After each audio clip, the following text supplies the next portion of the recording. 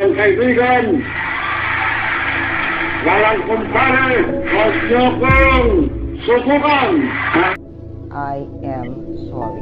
Kayo ang boss ko. My God, I hate drugs. Ang pangarap nyo ay pangarap ko.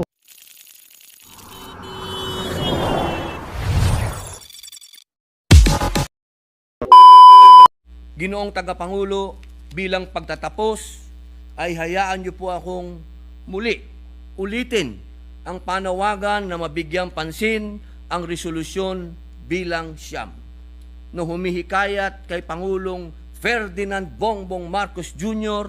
upang buhayin ang ating bilateral na usapan sa pagitan ng ating bansa at People's Republic of China. Mga kapwa ko, Senador, ilan lamang ang kwento ni Tatay Erning at Kenneth sa libu-libong kwento ng mga kababayan nating umaalma na, ngunit walang magawa kundi igapang ang araw-araw. Batid ko na hindi kayang ipikit ng Senado ang kanyang mga mata sa kababayan nating palubog na ng palubog sa kahirapan. Hindi kailanman tatakpan ng Senado ang kanyang tenga sa nakakabinging daing ng ating mga kababayan. Ginoong Tagapangulo, maaring ako ay masasabing baguhan bilang miyembro ng lupong ito.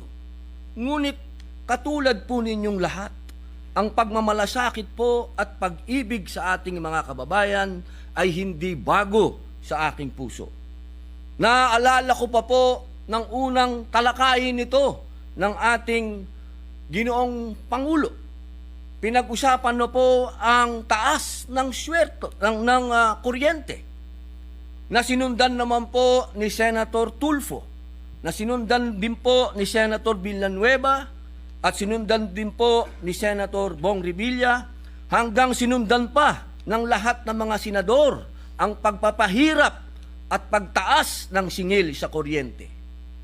Ipagpaumanhin po ninyo, pero katulad po ninyo, hindi ko magawang magwalang kibo kung batid ko sa aking isipan na meron tayong natatanging yaman na maaaring maging tugon sa ating masalimuot na kalagayan. Mga kaibigan, ang tinutukoy ko ay ang napakayamang reserba ng langis at gas sa pinagtatalunang bahagi ng West Philippine Sea, na ayon sa US Energy Information Administration ay may mula 0.8 hanggang 5.4 billion na bariles ng langis at 7.6 hanggang 55.1 trillion cubic feet ng natural gas. Sinasabi ng mga pag-aaral na malaking bahagi ng reserbang ito ay matatagpuan sa Recto Reed Bank, na may napakalaking potensyal upang maging kapalit ng malampaya natural gas fields sa sandaling maubos ang supply nito sa 2027. Alam naman natin na noon pa man ay isa na ang ating bansa sa mga net importers ng enerhiya. Base sa ulat ng Kagawaran ng Enerhiya, umakyat pa ng 87.9% o 11.15 billion ang net oil imports ng ating bansa noong 2021 kumpara sa ating inangkat noong 2020 na may kabuuang 5.93 billion. Katumbas ito ng 22.2 milyong litro ng langis ng inimport noong 2021 kumpara sa ating inangkat noong 2020 na 15.13 milyong litro. Malinaw na meron tayong lumalaking pangangailangan sa enerhiya. Sa kasamaang palad pa, tayo po ay nangungulelat at naghahabol palagi, nakikipagsapalaran sa merkadong pandaydig sa petrolyo. Dahil wala po tayong sapat na produksyon. Mula noong 1970s pa tayo naghahanap ng sarili nating langis sa ating bakuran. Ngunit hanggang ngayon, tatlo pa lamang ang pansarili nating proyektong pangpetrolyo na umabot sa komersyo. Ang Malampaya Gas Project, ang Galok Oil Field na pawang sa katubigan ng Palawan, at ang Alegria Oil Field sa Nanas sa Cebu. Matagal na tayong iniwan ng ating mga kapitbahay na bansa tulad ng Indonesia, Malaysia at Vietnam na mga exporter pa nga ng petrolyo sa kabila ng katotohanan na magkakalapit ang ating geological setting, lalo na sa karagatan. Isipin na lamang natin, gaano kalaki ang mababawas sa ating inaangkat kung magkakaroon tayo ng sariling pagkukunan ng langis at natural gas. Wala pong duda, hitik at nag-uumapaw ang ating likas na yaman sa dagat kanluran. Ang mga salitang ito ay hindi mga hilaw na salitang nagmumula sa isang estranghero, nagpapanggap gamit ang mababaw na pagtingin sa tunay na kalagayan ng ating teritoryo sa dagat kanlurang Pilipinas. Hindi po tulad ng iba, nakita po mismo ng aking mga mata, personal pong pinuntahan ng inyong lingkod ang Isla ng Kalayaan, 1 linggong pag-ibig. 1 linggo po tayong naglayag, nag-ikot, nanirahan sa mga kapuluan ng Pag-asa Islands noong nakaraang buwan ng Mayo noong nakaraang taon. Sa tulong ng Philippine Navy at mga tauhan ng Philippine Coast Guard na nakatalaga sa Naval Station Emilio Liwanag, nakapagbigay po tayo ng tulong sa ating mga kababayang naninirahan sa isla. Nagkaroon din po tayo ng pagkakataon makapagpatrolya sa karagatang sakop ng Isla Pag-asa. Habang kami po ay naglalayag, nakatagpo kami ng malalaking Chinese vessels at isang Vietnamese vessel sa mga lugar na nakapalibot sa Reed Bank na nasa loob pa rin ng territorial waters at exclusive economic zone ng Pilipinas. Hindi lamang po ito traditional fishing vessels. Naglalakihang industrial vessels po ang mga ito. Sariwang-sariwa pa sa ating alaala ang kalagayan sa dakong iyon ng ating bansa.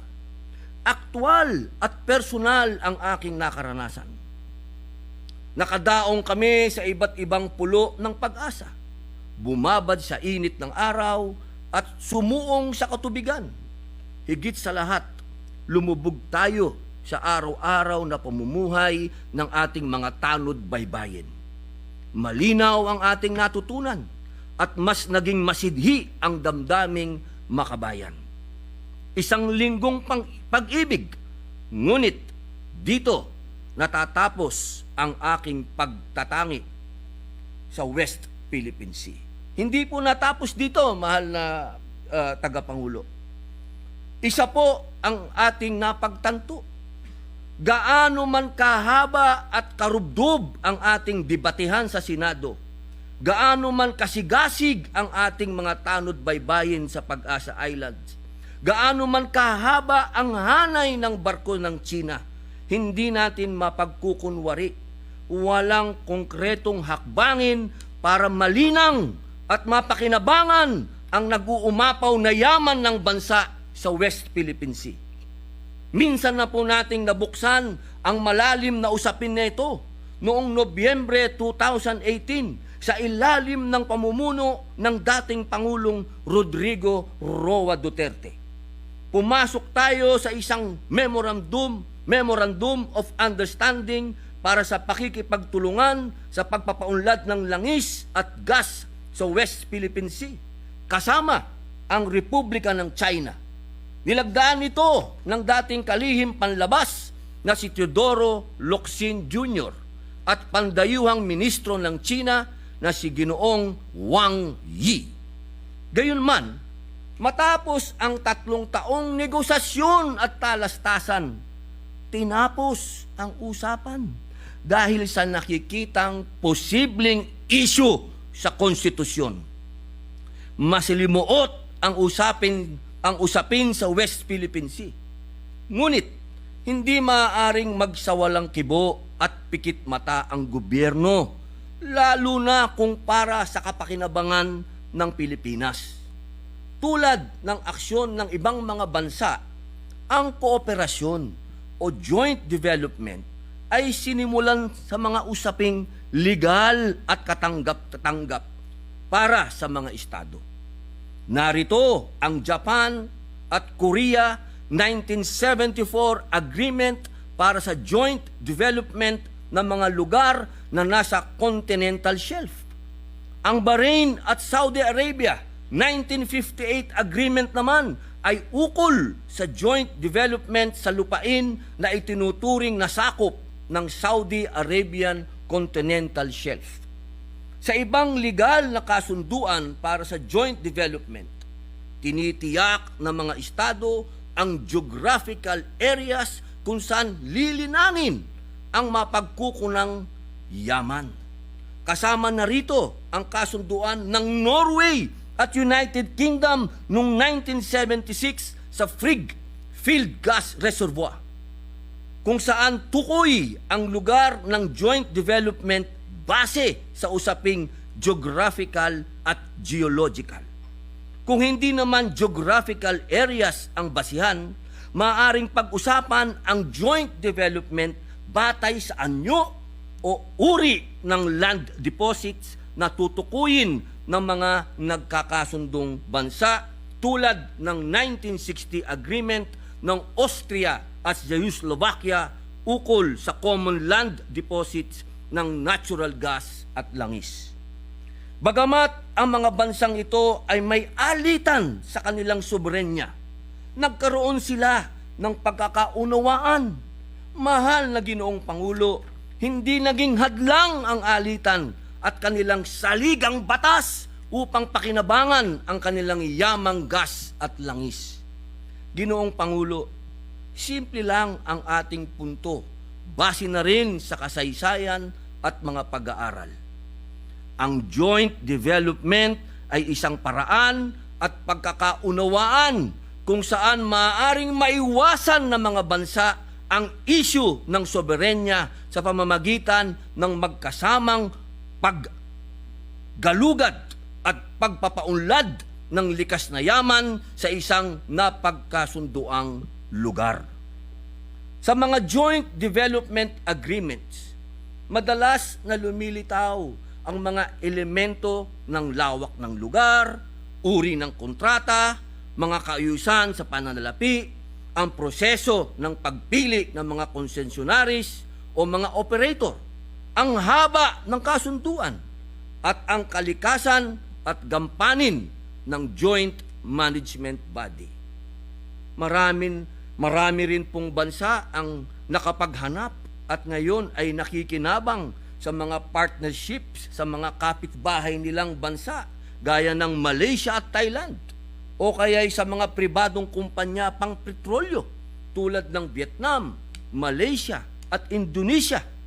Kung nagawa ng mga bansang ito na magsigasig sa pag-aaral at pairalin ang bukas na isip at diplomasya, bakit hindi natin muli bigyan pansin at konsiderasyon ang usaping ito?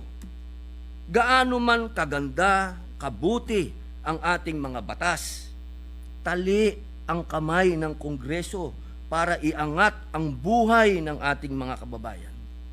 Ang ibig ko pong tukuyin, kahit anuman ang pagsisikap nating paunlarin ang ekonomiya sa pamamagitan ng batas, wala tayong mararating kung hindi natin gagamutin ang kung tawagin nga ni Dr. Gerardo Sicat ay original na kasalanan o original sins. Ang mapanupil at mahigpit na restriksyon ng konstitusyon sa usapin ng ekonomiya. Hindi rin natin maikakailang isa po ito sa mga dahilan kung bakit tayo po ay naiiwanan na ng ating mga kalapit na bansa dahil po sa kakulangan ng pondo o investment. Meron po tayo mga batas na pinangunahan na ng Presidential Decree 87 noong pang 1972 at maraming beses nang inamendahan upang makaakit tayo ng mga oil companies sa pribadong sektor. Nandyan din po ang bahagi ng 1987 na Constitution, partikular Artikulo 12, Seksyon 2, na siyang nagpatibay pa sa ilang aspeto ng PD 87 upang palawakin ang kakayahan ng gobyerno na maisulong ang mga industriya, lalo na ang industriyang pangpetrolyo. Tatawagin ko po ang pansin natin sa isang bahagi nitong nasabing seksyon na nagsasaad.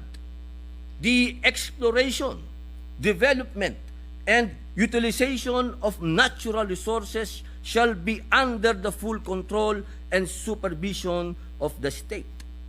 The state may directly undertake such activities, or it may enter into co-production, joint venture, or production sharing agreements with Filipino citizens or corporations or associations, at least 60% of whose capital is owned by such citizens.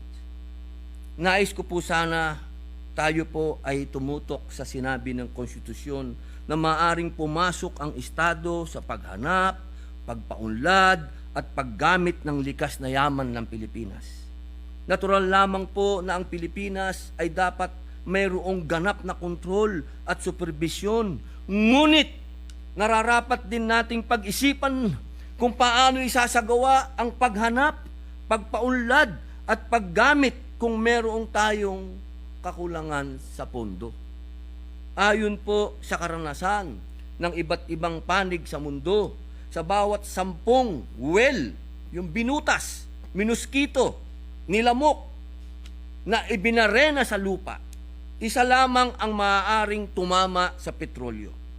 At sa bawat 10 tama ng petrolyo, isa lamang ang magiging sapat, ang laki para mahigop at magamit ng hindi malulugi ang nakadiskubre. Daan-daang milyong dolyar po ang usapan sa bawat well. Malinaw na napakahirap po para sa ating bansa na suluhin ang gastos sa petroleum exploration. Ginoong Pangulo, sa katunayan po sa pagbubukas ng ika-19 na Kongreso, isa ang resolusyon numero 9 na humihikayat kay Pangulong Ferdinand Bongbong Marcos Jr. upang buhayin ang ating bilateral na usapan sa pagitan ng ating bansa at People's Republic of China patungkol sa kooperasyon pagdating sa oil and gas development sa dagat kanluran ng Pilipinas.